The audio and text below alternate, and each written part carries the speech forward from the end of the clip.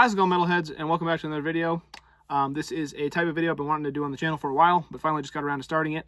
This is going to be a ranking video. I'm going to tell you about a band ranking their discography. I wanted to do something like this for a while. A lot of the bands that I like have really big discographies, and it's taken me a while to get through to listening to them all, and writing them down and stuff about them. But this one doesn't have as big of a discography, and I just found them, so they're a pretty cool band, and I wanted to rank them for you. The band we're going to be discussing today is Life Cycles. They're a 5-piece crossover thrash outfit from San Antonio, Texas, and they've been active since 2015. They just released their 5th EP this year in 2026. I'm going to rank all 5 of their EPs in this video. It's kind of an interesting thing. They have 5 EPs and no full-length albums, which I think is kind of interesting. But that's another topic I feel like I've talked about before, how a lot of people feel like, if you release a full album nowadays that, some people will just stream the hits and, there's 2 or 3 or 4 songs that kind of just get lost. So I feel like an EP is a great way to highlight your best work, all 4 songs. Anyway, let's get into it.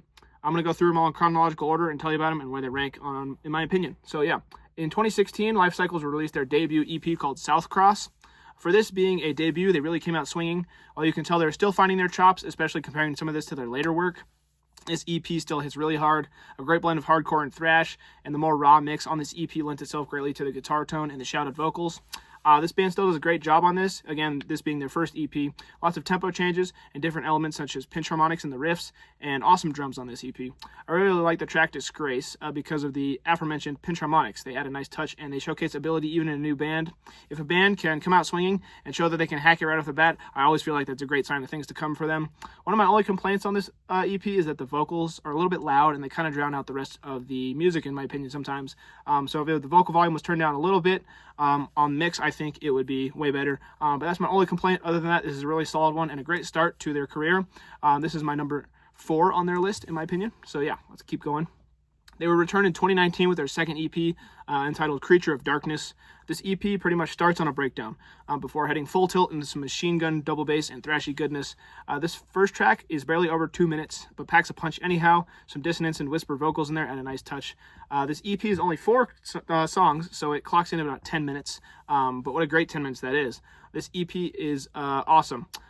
Great thrash energy, full of shreddy solos, awesome riffs. My favorite track on this one is probably Into the River, just based on how much of a rager it is. It just makes you want to go crack some heads and smash some windows, which I feel like thrash, that's the kind of feeling you should get. This one ranked number 2 for me. Next up, it would take them 2 years to return with their third effort entitled Blistered Earth in 2021. In my opinion, this EP is more mid-tempo, but they splash in enough tempo changes and crispy leads that it doesn't get, it doesn't feel boring or plotting or monotonous or anything like that. Just when you're thinking that you're going to get bored, they rip your face off or, play a blistering solo or something like that. It's pretty awesome. It's a great blend of, the mid-tempo stuff and also being able to play faster stuff. A perfect blend of mid-tempo hardcore energy and some speedy thrashiness. An atmospheric acoustic intro on the title track is a nice touch, especially. And a great way for the band to add some flavor without taking up an entire track. I feel like, especially on an EP, and especially a thrash EP, if you're going to put an entire song full of, just acoustic atmosphere or whatever, it kind of wastes a track for me. I feel like an intro to a track is a way better way to do that. The next track after that one is, it's called Return to the Creature. It is a whole track of atmosphere and slower parts, but instead of just being, acoustic, whatever, they put in a shreddy solo, which I much prefer to, just a whole track of acoustics, like I said, especially on the thrash EP. Overall, this EP is thrashy as hell, and some great elements thrown in that make it stand out from other crossover that I've heard. This one ranked 3rd on my list. Pretty awesome. Definitely will give it a listen. It would take 3 years for them to return in 2024 with their 4th EP entitled Portal to the Unknown. While this EP is still quite thrashy, there's a lot more mid-tempo stuff on this EP for me. An acoustic track in the middle, it's called End of Days, is haunting and adds some atmosphere, but I get a little weirded out, like I said, when there's a straight-up crossover or a thrash band that adds just a whole track of acoustics, especially on an EP, like I said. I feel like this would be more in place on an entire album where you have a track to put that on, because there's only 6 songs here, and I feel like they kind of wasted a track with that. They could have put a lot more thrash on there, exactly what I like. Their last EP had an acoustic intro to a song rather than a whole track, which I like that a lot more. I like Life Cycles when they're at their thrashiest and their fastest, so personally this EP wasn't as strong for me because in addition to all the acoustic stuff on that track, this one wasn't as fast, I think, and thrashy as the other ones. So this one ranks number 5 for me. And then their most recent EP, released just this year, is entitled No One Escapes Death. It's an absolute face ripper of an EP with features from Josh Middleton of Silosis and Matt Heafy of Trivium, which is awesome. They obviously heard my complaints from the last one. Obviously, I didn't tell them to do that or anything. I just found these guys a couple months ago. But yeah, there's no acoustic or atmospheric parts on here, and every track is straight up ferocious thrash. To me, it even picks out the pace on the back half, with tracks 4 and 5 really doing it for me. This is exactly the kind of thrash I like: fast, loud, shouted vocals, and solos that absolutely shred.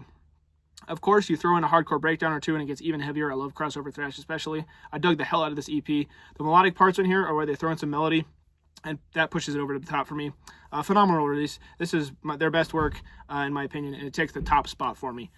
Just an awesome EP. But to be perfectly honest with you, I would recommend any of these EPs. Even the ones I ranked kind of lower are still pretty awesome, and I would recommend it to anybody trying to get into crossover thrash, or if you're into crossover thrash already and you're looking for something new, definitely check out Life Cycles, because they're an awesome band. I highly recommend them. But yeah, this is my first ranking video, and like I said, I did this one first because the EPs are a lot easier to listen to and take notes on than whole albums, especially when there's fewer of them. But I will definitely be keeping doing ranking videos because they're really fun to do. So yeah, with that being said, I hope you're all doing well. Have a nice day. See ya.